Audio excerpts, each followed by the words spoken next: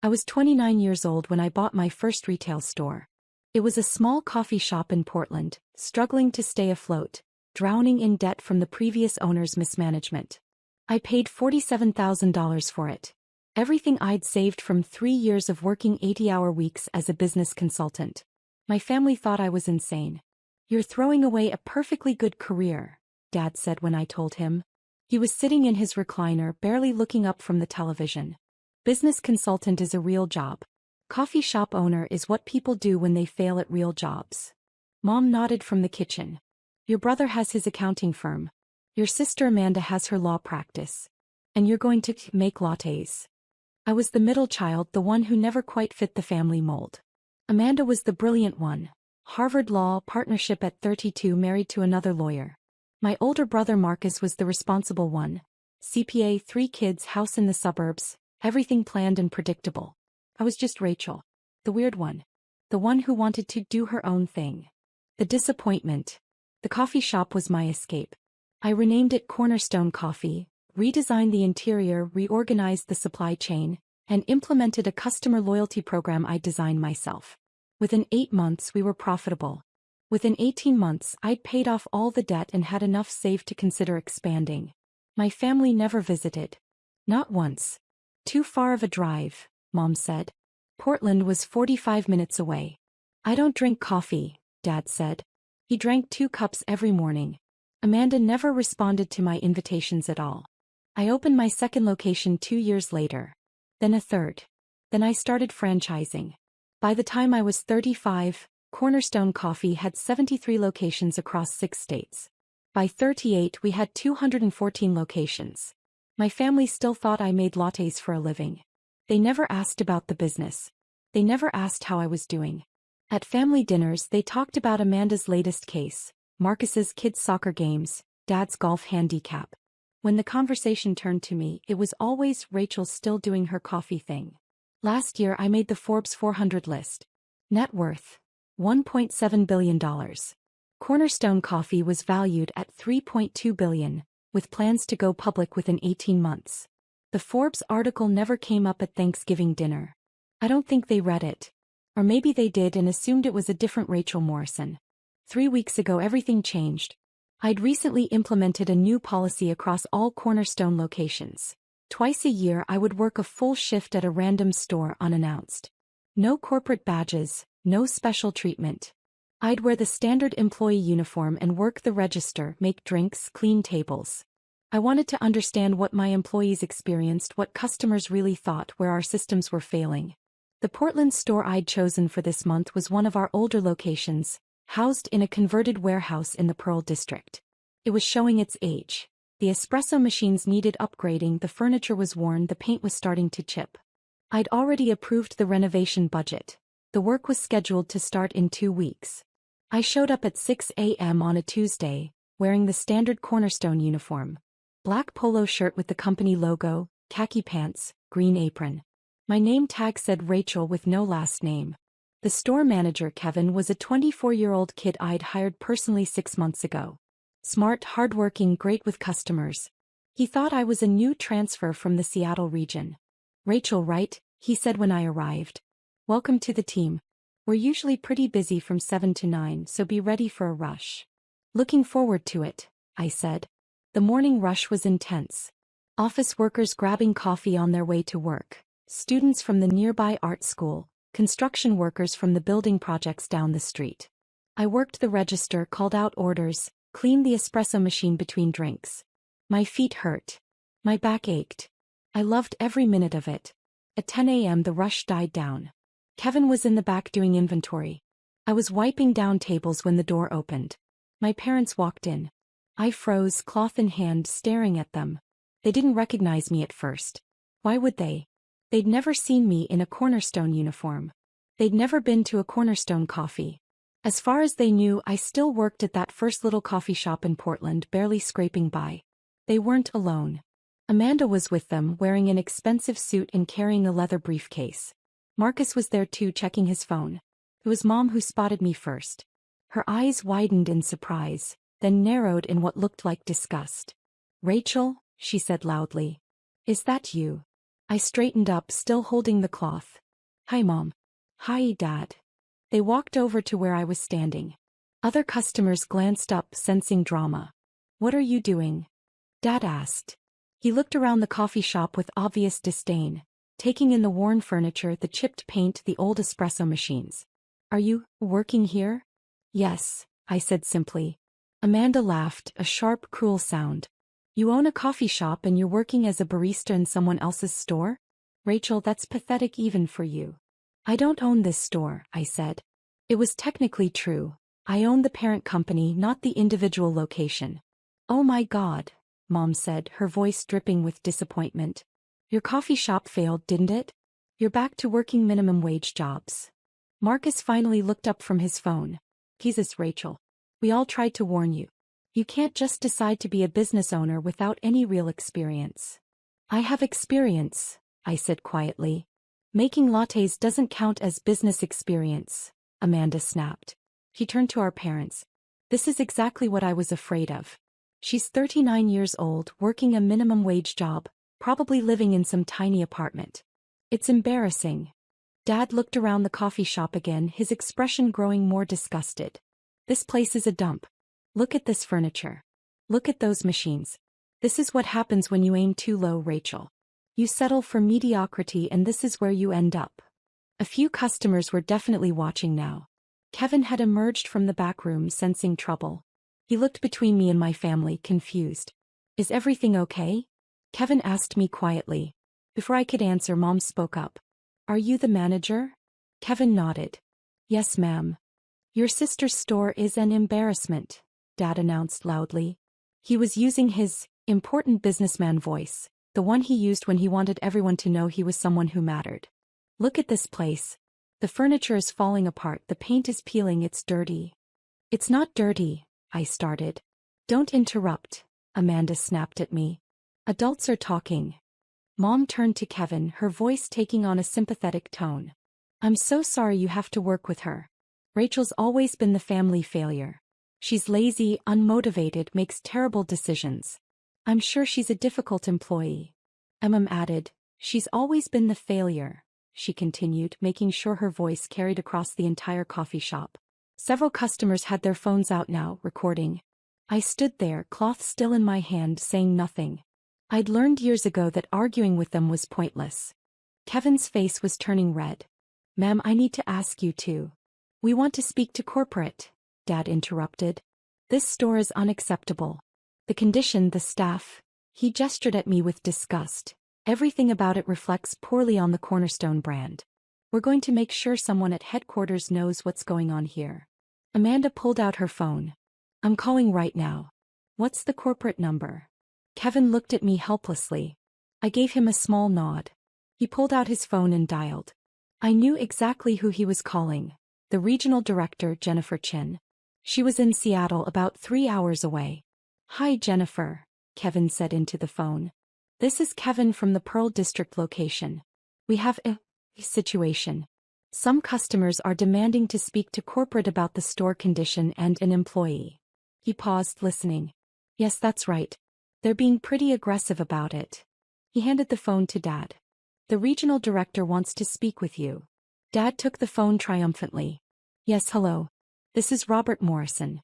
I'm calling to complain about this location and specifically about an employee named Rachel.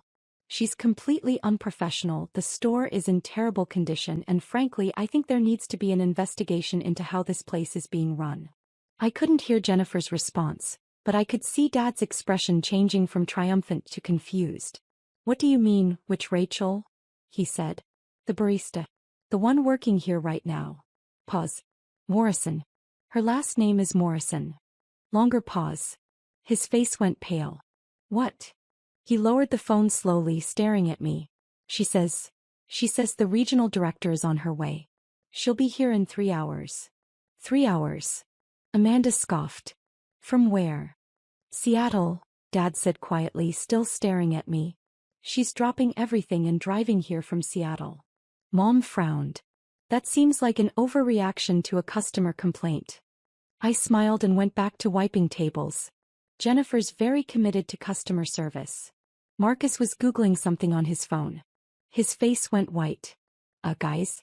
I think we should leave. Why? Amanda demanded. Just, look at this. He turned his phone around. I couldn't see what he was showing them, but I could guess. Probably the Forbes article. Or the company website. Or any of the dozen interviews I'd done over the past year. Mom's hand went to her mouth. That can't be. Rachel Morrison, founder and CEO of Cornerstone Coffee. Marcus read aloud. Current net worth estimated at $1.7 billion. The company operates over 400 locations across 12 states and is preparing for an IPO expected to value the company at $5 billion. The coffee shop had gone completely silent. Every customer was watching now. Several phones were pointed in our direction. Dad looked at me, his face cycling through confusion, disbelief, and dawning horror. You own Cornerstone Coffee? Yes, I said simply. I kept wiping tables. All of it. Mom whispered. All of it, I confirmed. Amanda's expensive leather briefcase slipped from her hand and hit the floor with a thud. But you said you didn't own this store. I don't, I said patiently. I own the parent company. This location is owned by a subsidiary LLC. Technically different entities. You let us think you failed, Marcus said. His voice sounded strange, like he couldn't quite process what was happening. I didn't let you think anything, I said. I stopped wiping tables and looked at them directly for the first time. You assumed I failed because you've always assumed I would fail. You never asked about my business. You never visited. You never showed any interest in my life whatsoever. So yes, I let you continue believing what you already believed. But the Forbes article, Mom started, came out 11 months ago. Did any of you read it? Silence. Did any of you even know I was on Forbes? More silence. Rachel, we didn't know, Dad said. He was using his reasonable voice now, the one he used when he was trying to smooth things over. If you'd told us. I invited you to the grand opening of my second location, I interrupted. You said Portland was too far to drive. I invited you to our 100th store opening celebration. You said you were busy. I sent you all the company newsletter when we hit 50 million in revenue. None of you responded. Amanda was scrolling through her phone frantically. There are articles about you everywhere. How did we not know about this? Because you never looked, I said. Because I was just Rachel, the disappointment, the one who threw away her career to make lattes. Why would you bother keeping track of what I was doing?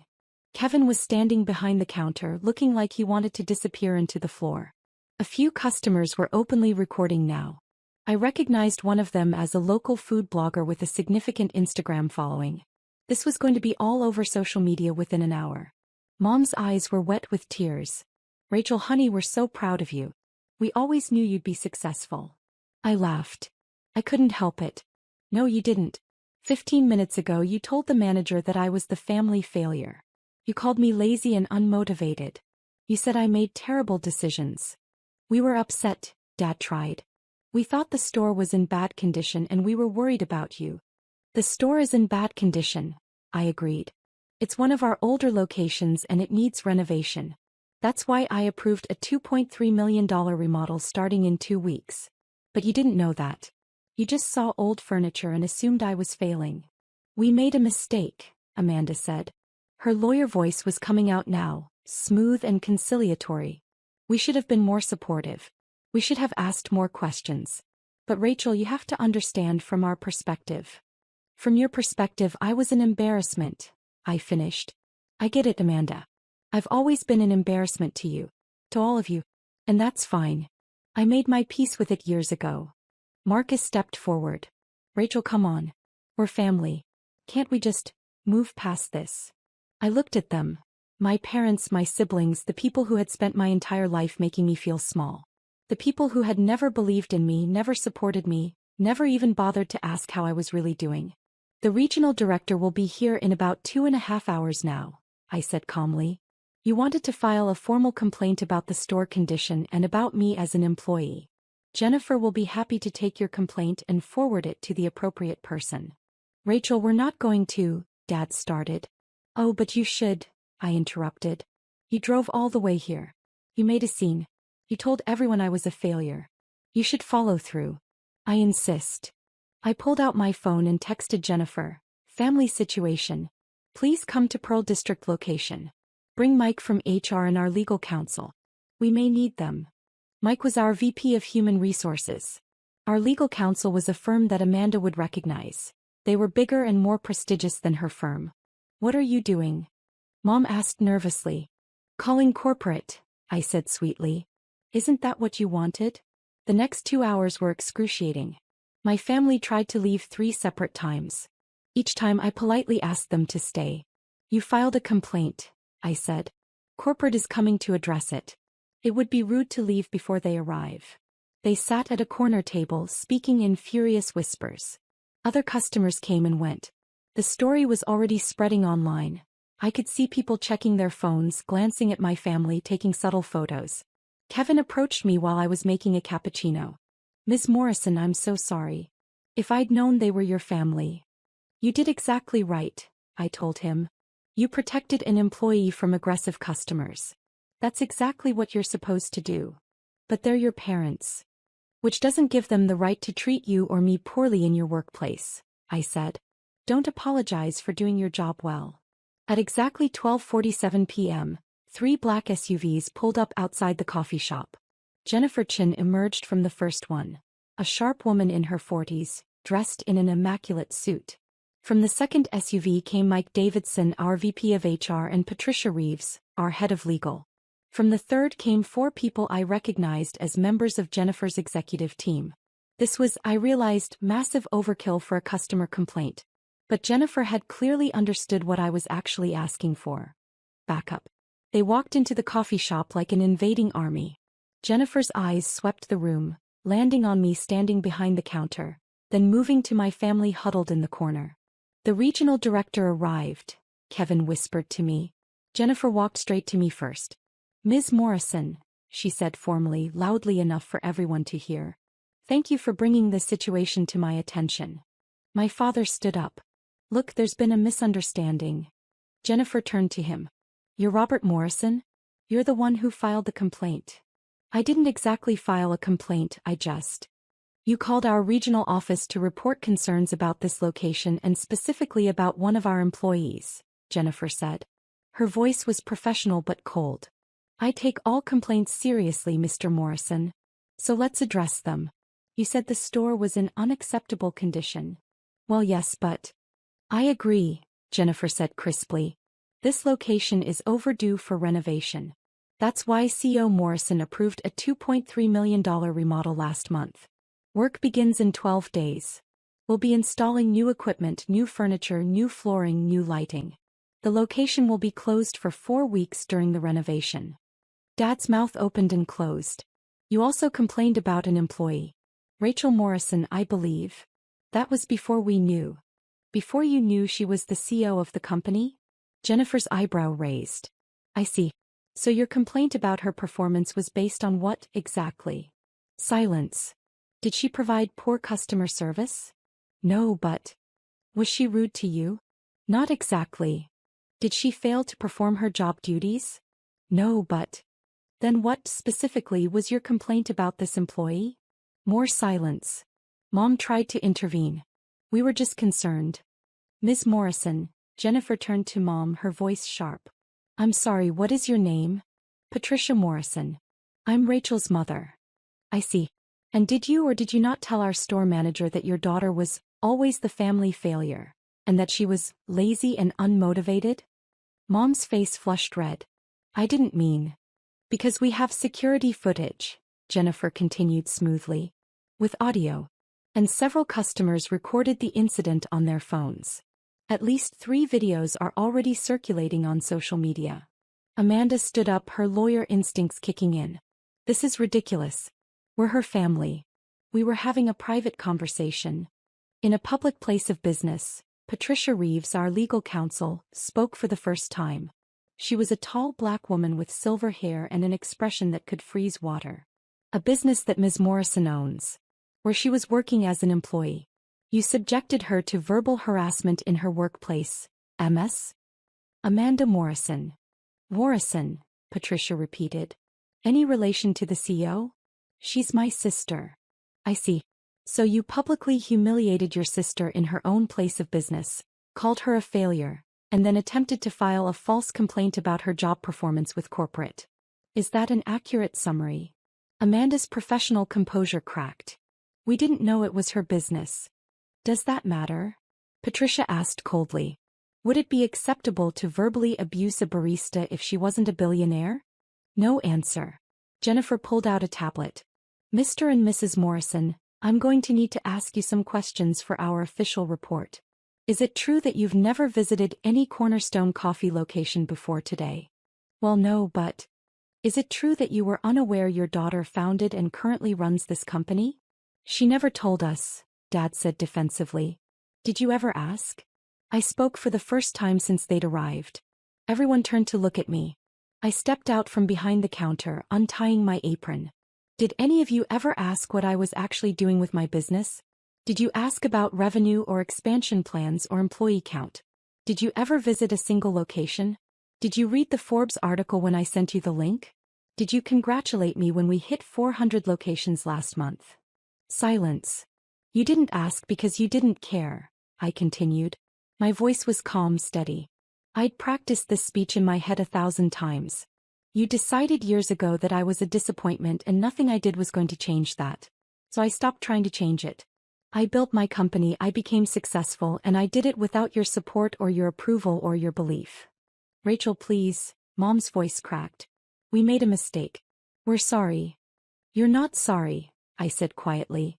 You're embarrassed. There's a difference. You're sorry that you got caught on camera calling me a failure in front of customers and corporate executives. You're sorry that your behavior is probably going viral on TikTok right now.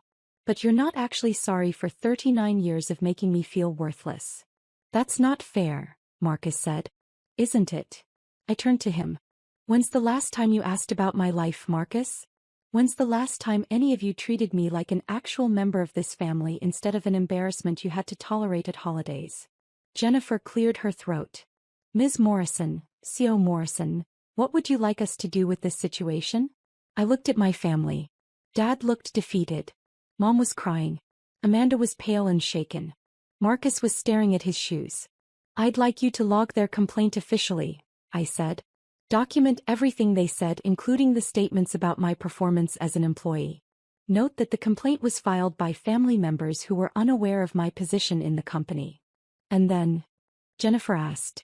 And then I'd like you to ban them from all Cornerstone Coffee locations permanently. Mom gasped. You can't do that. I literally can, I said. I own the company. Jennifer, please add Robert Morrison, Patricia Morrison, Amanda Morrison, and Marcus Morrison to our banned customer list. Security at all locations should be notified. Rachel, please. Dad's voice was desperate now. Don't do this. We're your family. You're right, I said. You're my family. And you spent my entire life making me feel like I didn't belong. You mocked my dreams, dismissed my achievements, and today you tried to get me fired from my own company because you assumed I was a failure. So yes, I'm doing this. Maybe when you want your morning coffee and you have to drive past 4 Cornerstone locations to find somewhere else, you'll remember this moment. SR, the CEO would like a word, Jennifer said formally to my father. I looked at him directly. The word is goodbye, Dad. Take your complaint, your apologies, and your embarrassment and leave my store. Patricia, our legal counsel, stepped forward. If any of you attempt to contact Ms. Morrison, her employees, or any Cornerstone Coffee location, it will be considered harassment and we will pursue legal action. If you speak to the media about this incident, we will pursue defamation claims. If you post on social media about the company or its CEO, we will have our legal team review every word. Am I making myself clear? They nodded silently. Good, Patricia said. You have 5 minutes to leave the premises. They left in under 2. After they were gone, the coffee shop erupted. Customers who'd been watching the whole thing broke into spontaneous applause. Kevin looked like he might cry from relief. Jennifer's executive team was already on their phones, managing the PR situation. Jennifer approached me quietly. Are you okay? I'm fine, I said. And surprisingly, I was. I felt lighter than I had in years. For what it's worth, Jennifer said, you're an excellent barista. Your espresso was perfect. I laughed. Thanks. I learned from the best. Myself at my first location 14 years ago. What do you want to do now? I looked around the coffee shop. The worn furniture, the old machines, the chipped paint. My first real business grown into an empire. Built without my family's help. Built despite their disbelief. I want to finish my shift, I said. Kevin, I'll work the afternoon rush with you. Jennifer, I'll meet you back at headquarters tomorrow morning to discuss the renovation timeline for this location. Let's accelerate the schedule if we can. This store deserves better. Yes, ma'am, Jennifer said with a smile. I put my apron back on and returned to the counter. Kevin was still looking at me with awe. Ms. Morrison. When I'm in uniform it's just Rachel, I told him. And Kevin, you did great today. Protecting your employees, standing up to aggressive customers, calling for backup when you needed it. That's exactly the kind of management we need. I'm putting you in charge of training new managers for our Pacific Northwest expansion. 40 new locations in the next 18 months. Interested? His eyes went wide. Are you serious? Dead serious. You'll get a significant raise and equity options. Talk to Jennifer tomorrow about the details. Yes. Thank you. Yes, absolutely. The afternoon rush started at 2 p.m. We were slammed until 6. I made lattes, called out orders, cleaned the espresso machine, restocked supplies. My feet hurt. My back ached. I loved every minute of it. At 6:30, Kevin locked the front door and started the closing procedures. I helped him clean, count the register and prep for the next morning's shift. Rachel? He said as we were finishing up. Can I ask you something? Sure. Why do you do this? The undercover shifts, You're a billionaire. You could be anywhere. Why work minimum wage shifts in your own stores? I thought about it. Because this is where it started. This is the real business. Not the board meetings or the investor calls or the Forbes interviews. This is where we actually serve people. Where we make their morning better with a good cup of coffee. I never want to forget what that feels like. He smiled. That's a pretty good answer. It's the truth. I hung up my apron and grabbed my jacket. See you tomorrow, Kevin. See you tomorrow. I walked out to my car, a modest Honda Civic I kept for these trips. I could afford any car in the world, but I liked this one. It reminded me of the car I drove when I opened my first location. When everything was uncertain and terrifying and exciting. My phone had 63 text messages and 27 missed calls. I ignored all of them. Instead, I pulled up the security footage from this morning on my phone. Watched my family walk in. Watched them recognize me. Watched the whole thing unfold again. Then I deleted it. I didn't need to watch it again. I didn't need the reminder. I knew exactly who they were, who they'd always been. And more importantly, I knew exactly who I was. I was Rachel Morrison. Founder and CEO of Cornerstone Coffee. Self-made billionaire. Former barista. And I didn't need their approval anymore. I never had. I drove to my Portland apartment. The modest 2-bedroom place I kept for trips like this. Tomorrow I'd fly back to Seattle, back to my real home, back to headquarters. I had board meetings, investor calls, expansion plans to review. But tonight I was just Rachel. The girl who took a risk on a failing coffee shop. The girl who proved everyone wrong. The girl who won. 3 weeks later, a package arrived at my Seattle office. Inside was a letter from Mom. Rachel, we've been trying to call. We understand if you don't want to talk to us. We understand if you never want to see us again. But we want you to know that we're proud of you. We always were. We just didn't know how to show it. We're sorry. Love, Mom. I read it twice. Then I put it in my desk drawer next to the Forbes article they'd never read. Maybe someday I'd respond. Maybe someday I'd forgive them. But not today. Today I had a company to run. An empire to build. A life to live. And I was doing it all on my own terms, exactly the way I'd always wanted. Without them.